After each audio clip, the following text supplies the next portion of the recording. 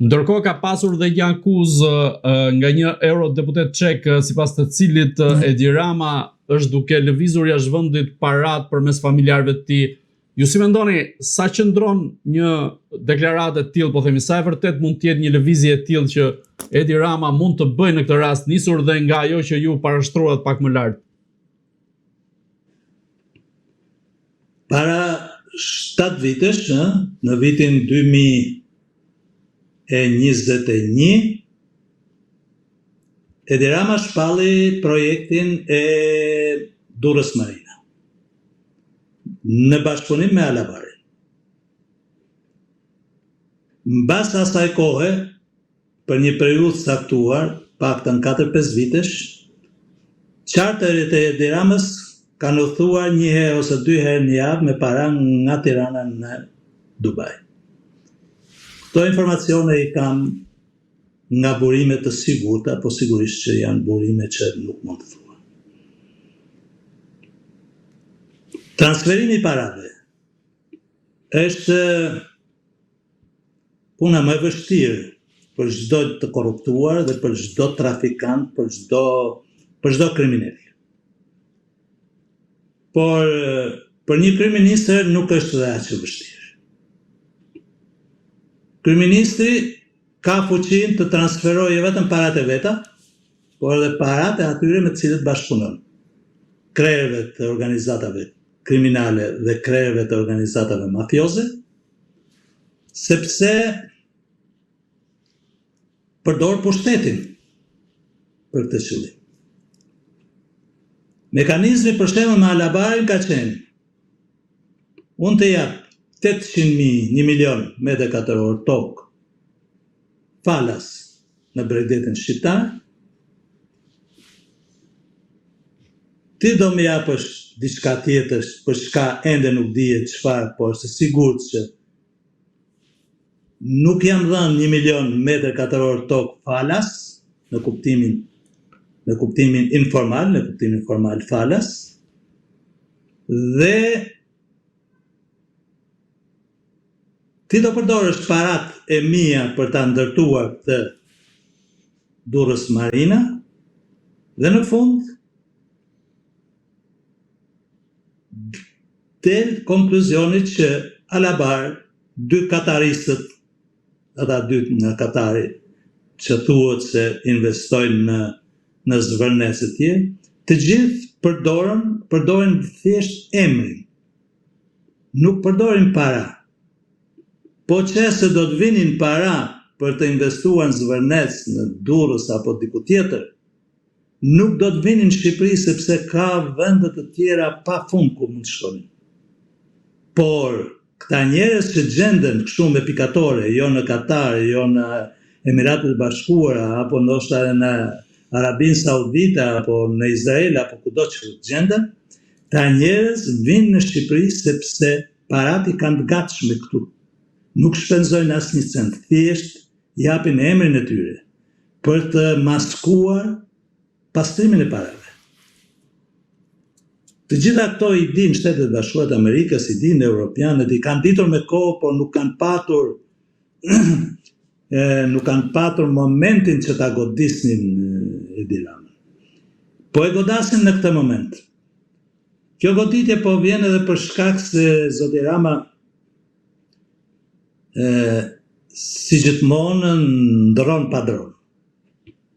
Nga Erdoani bëhet me Benjamin Netanyahu, pastaj nga Sorosi dhe Biden kërkon me çdo kusht dhe me insistim të bëhet mik i Donald Trump, dhe përpasoj është një njeri i paqëndrueshëm në marrëdhënie me aleatët, partnerët dhe bashkëpunëtorët e tij ndërkombëtar.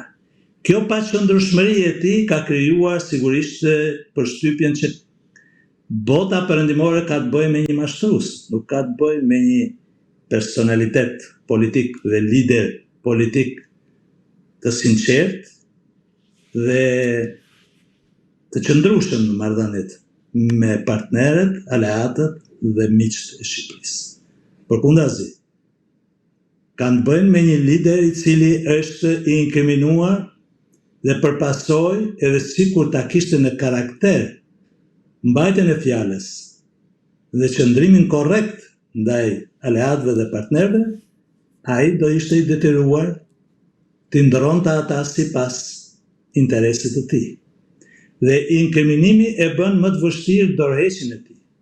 E bën më të vështirë edhe qëndresën e tonë, qëndresën e shqiptarëve, për ta larguar sa më shpejt nga pushteti.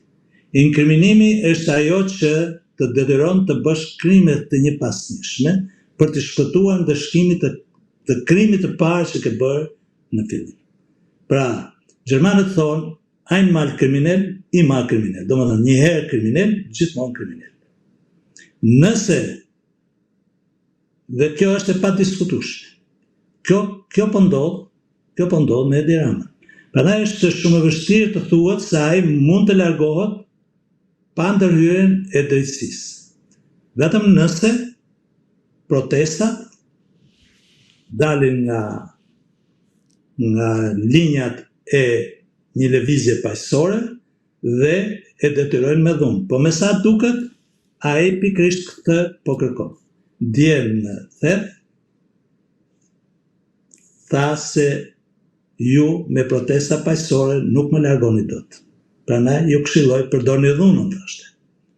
Ishte një alegori sipas tij, por në politikë asgjë nuk thuhet rastësisht dhe asgjë nuk ndodh rastësisht. Ai është politikan i cili di se çfarë flet dhe di se çfarë bën.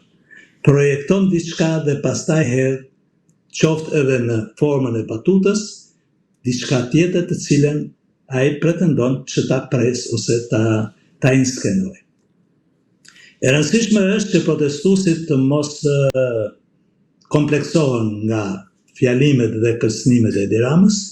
E rëndësishme është që protestuesit të kapërcejnë dallimet që kanë me njëri tjetrin, të mos kompleksohen nga parullat, nga qëndrimet, nga fjalimet që mbahen njëri apo tjetri, të gjitha janë individuale ato. Unë nuk besoj që ka një skenar për të përcaktuar se çfarë thot njëri dhe çfarë thot tjetri. E rëndësishme është që, dhe shumë më rëndësishme është që protestuesit dhe sidomos organizatorët, grupi organizatorëve të mos joshet me asgjë dhe për asgjë nga kjo qeveri, jo vetëm e korruptuar, por e kriminalizuar, sepse kjo mund të përdor asete pa fund për të blerë protestën dhe jo vetëm drejtuesit të saj.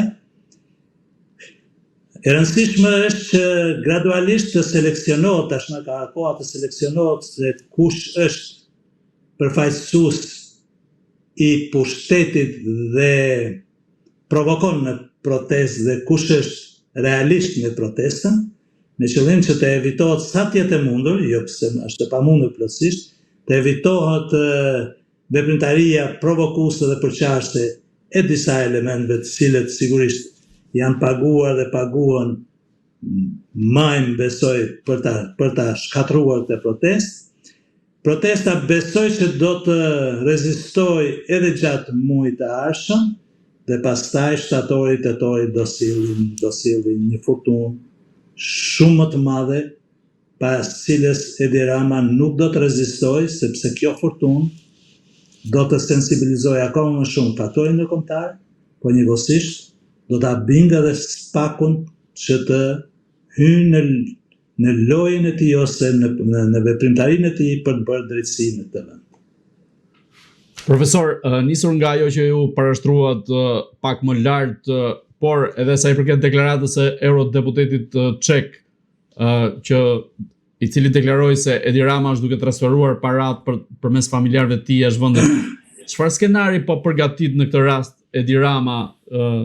Po përgatit një skenar të atill si ai Gruevskit, apo kemi të bëjmë me një rast tjetër? Rama i parashikon të gjithë skenaret. Ai ka aftësinë mendore që djallëzit ti njohë më mirë se kushdo tjetër. Dhe përpasoj ai parashikon se ndoshta protestuesit nesër mund të hynë edhe në Surrel. Mos protestuesit do hynë SPAK. Keni parë ndonjë lider politik në botë që të ndërtojë një bunker për shtëpi banimi? Dhe e ka bërë vetëm Edi Rama. Çfarë shpjegon kjo? Çfarë shpjegon në këtë rast? Beson dikush ndonjë naiv se Edi Rama është aq naiv sa nuk do një shtëpi banimi e cila të ketë dritë, të ketë pamje, të ketë dhe duron Edi Rama të futet në një shtëpi një katëshe në bunker gati nën tokë. Është e pa imagjinueshme që Edi Rama të jetojë në një shtëpi bunker. Shtëpia bunker ka shumë mistere brenda saj. Vet piramidat e Egjiptit, gjatë gjithë historisë së njerëzimit, ndërtimet të tilla kanë qenë ndërtime mistike. Faraoni në një piramid ishte aq mistik sa populli e barazonte me perëndin në tokë, me komandantin ushtarak dhe me udhëheqësin shtetëror dhe shpirtëror të vendit dhe të atij populli. E njëjta gjë shpjegohet edhe me bunkerin e Surrelit. Por përveç kësaj, bunkeri i Surrelit fsheh, jam i sigurt, edhe produktet e shkeljes së ligjit nga ana e kryeministit. Të vjedhësh, të korruptohesh dhe të korruptosh, të bashkëpunosh me kartelet e drogës, të bashkëpunosh me krimin e organizuar, të aktivizosh bandat kriminale për të marrë pushtetin ose për të qëndruar në pushtet, është një ranë. Si fshesh këto veprime, është ana më vështirë.